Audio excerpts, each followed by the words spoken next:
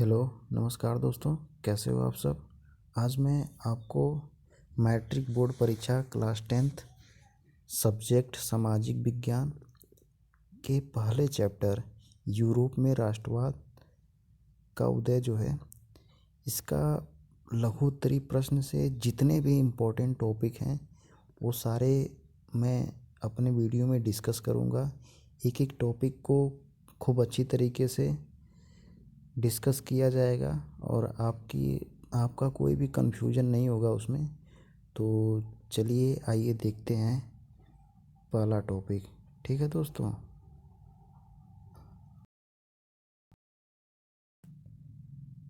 राष्ट्रवाद क्या है? तो दोस्तों राष्ट्रवाद क्या है यह सबसे इम्पोर्टेंट टॉपिक है। सामान्य अर्थों में राष्ट्रवाद का अर्थ अपने राष्ट्र के प्रति सोच और लगाव की भावना का विकास करना है। दूसरे अर्थों में राष्ट्रवाद एक ऐसी भावना है जो किसी विशेष भौगोलिक, सांस्कृतिक या सामाजिक परिवेश में रहने वाले लोगों में एकता की वाहक बनती है। सामान्य तरीके से दोस्तों इसका अर्थ इस तरीके से समझ जाइए कि आपके भारत में जो भी भौगोलिक, सांस्कृतिक, सामाजिक जिस तरीके से लोग रहते हैं वही राष्ट्रवाद है। ठीक है, तो यह पहला क्वेश्चन बहुत ही आप लोग का इम्पोर्टेंट है। नेक्स्ट क्वेश्चन देखते हैं दोस्तों। नेक्स्ट क्वेश्चन है तीसरा वाला। तीसरा वाला यह है कि 1830 की जुलाई क्रांति का फ्रांस पर क्या प्रभाव पड़ा। यह कई बार एग्ज़ाम में पूछा जा चुका है। तो 1830 की जुलाई क्रांति के परिणाम स्वरूप फ्रांस में निरंकुश राजशाही का स्थान संवैधानिक गणतंत्र ने ले लिया। इस क्रांति ने फ्रांसीसी क्रांति के सिद्धांतों को पुनर्जीवित किया तथा फ्रांस में उदारवादी मध्य वर्ग का राजनीतिक महत्व बढ़ा। जो यह फ्रांस की क्रांति हुई थी दोस्तों, वहाँ के लोगों के द्वारा ही एक नई उम्मीद को लेकर फ्रांस की क्रांति की गई थी। तो यह वाला क्वेश्चन जो है, जो भी आपको इसको 2-2 बार 3-3 बार लिख कर आप लोग इसको याद कर लीजिए, क्योंकि यह पूछता है एकदम। अगला टॉपिक देखते हैं दोस्तों। अगला टॉपिक है 6 नंबर का। इसमें है बिस्मार्क के कार्यों की चर्चा करें। ये भी क्वेश्चन में आ जाता है। तो बिस्मार्क जर्मनी के एकीकरण में बिस्मार्क की महत्वपूर्ण भूमिका थी। यानी कि जब जर्मनी का निर्माण हुआ तो बिस्मार्क की उसमें बहुत ही महत्वपूर्ण भूमिका थी। भूमिका का मतलब वह विख्यात राष्ट्रवादी और कूटनीतिज्ञ था। दोस्तों जो बिस्मार्क था वो बहुत ही राष्ट्रवाद में विश्वास करता था और एक तरीके से कूटनीतिज्ञ भी था। फ्रैंकफर्ट संसद में उसने भाग लिया। वे रूस और फ्रांस में राजदूत भी रहे। ये दोस्तों आप लोग इसको खूब बढ़िया से तैयार करिएगा। 1862 में वह प्रसा का चांसलर बना। जो बिस्मार्क था 1862 में कहाँ का चांसलर बना? प्रसा का। ठीक है, आगे है सर्वप्रथम बिस्मार्क ने प्रसा की आर्थिक सैनिक शक्ति सुदृढ़ की। जो बिस्मार्क था वो प्रसा में सबसे पहले तो वहाँ की आर्थिक जनजीवन का व्यवस्था सुधारी और वहाँ के सैनिक को भी शक्ति प्रदान की, उन्हें सुदृढ़ बनाया। उसके बाद वह डेनमार्क पर 1864 में और ऑस्ट्रिया पर 1866 में सेडोवा का युद्ध तथा फ्रांस पर 1870 सीडान का युद्ध को पराजित कर जर्मनी का एकीकरण किया। देखिए बिस्मार्क की बहुत बड़ी भूमिका थी। यह 1864, 1866 और 1870। 1864 में ऑस्ट्रिया, 1866 में सेडोवा और 1870 में सीडान, ये तीनों प्रांतों को पराजित करके जर्मनी का उसने निर्माण किया। तो ये है बिस्मार्क। यह टॉपिक इसको जितना अच्छी तरीके से देखना है, एक बार सुन लेंगे तो मेरे अनुमान से आपको याद हो जाएगा। ठीक है, तो अगला टॉपिक देखते हैं। आइए, जितने भी टॉपिक हैं दोस्तों यह सब लघु उत्तरीय प्रश्न के हैं। ठीक है, तो एक एक करके आप लोग तैयार करिए। अगला टॉपिक है दोस्तों 7वें नंबर का कि लौह एवं रक्त की नीति क्या थी। तो लौह एवं रक्त की नीति का प्रतिपादन बिस्मार्क ने लिया था, बिस्मार्क ने किया था।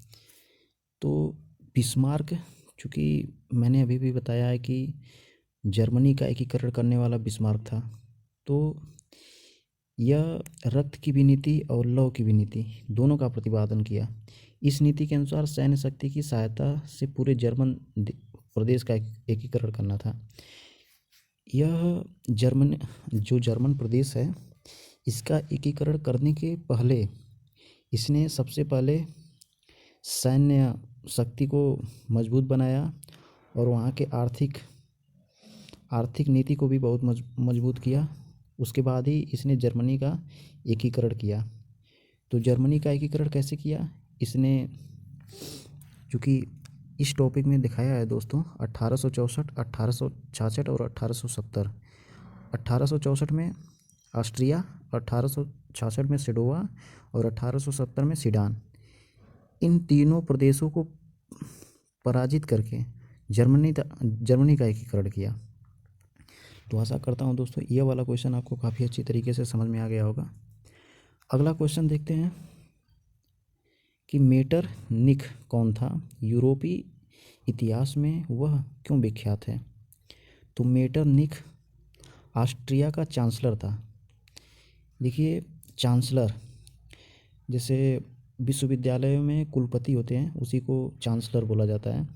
वह घोर प्रतिक्रियावादी, वह एक तरीके से घोर का मतलब सुदृढ़, जिसकी प्रतिज्ञा न बदली जा सके, एक तरीके से प्रतिक्रियावादी, क्रांति, इसमें देखिए क्रांति लिखा है लेकिन क्रांति चाहिए, क संदेशों का कट्टर विरोध एवं पुरातन व्यवस्था बनाए रखने का समर्थक था।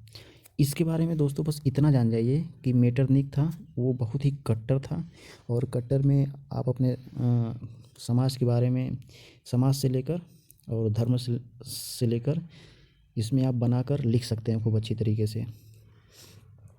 उसने जिस प्रकार की व्यवस्था यूरोप में स्थापित की उसे मेटरनिख कहा जाता है।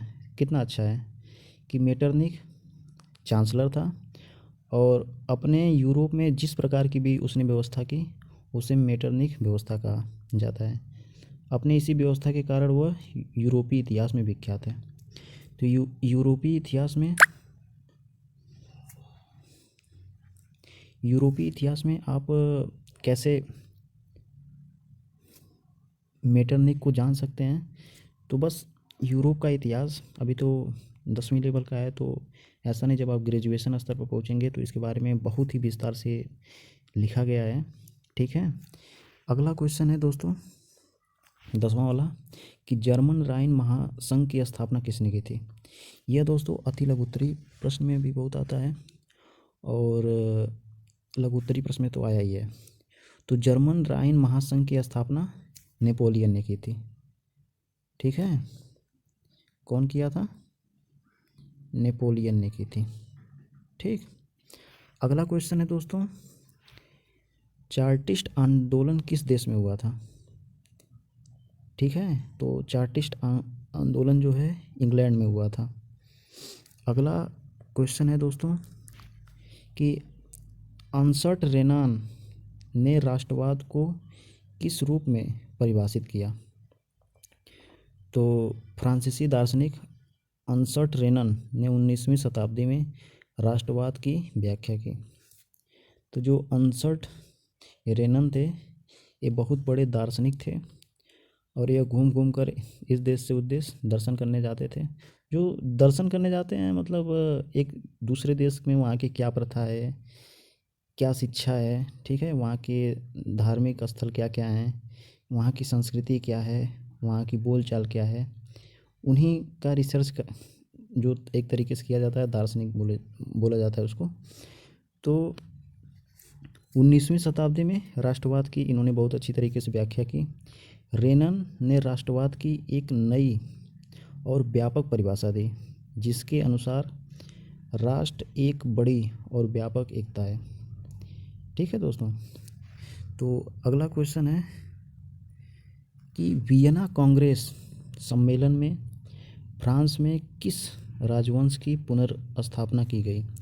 तो जो वियना कांग्रेस था, ठीक है, 1815 द्वारा फ्रांस में बूढ़े राजवंश की पुनर्स्थापना की गई।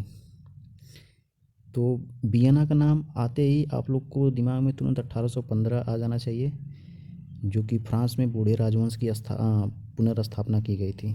बूढ़े राजवंश का रिलेटेड आप वियना से कर सकते हैं, ठीक है। तो यह अति लघुत्तरी में भी आ सकता है, लघुत्तरी में भी आ सकता है। तो इस टॉपिक को आप लोग को अच्छी तरीके से याद कर लीजिए, ठीक है, क्योंकि वियना कई बार आया है। बस इतना ही है दोस्तों आपके क्लास 10th के पहले चैप्टर में, ठीक है।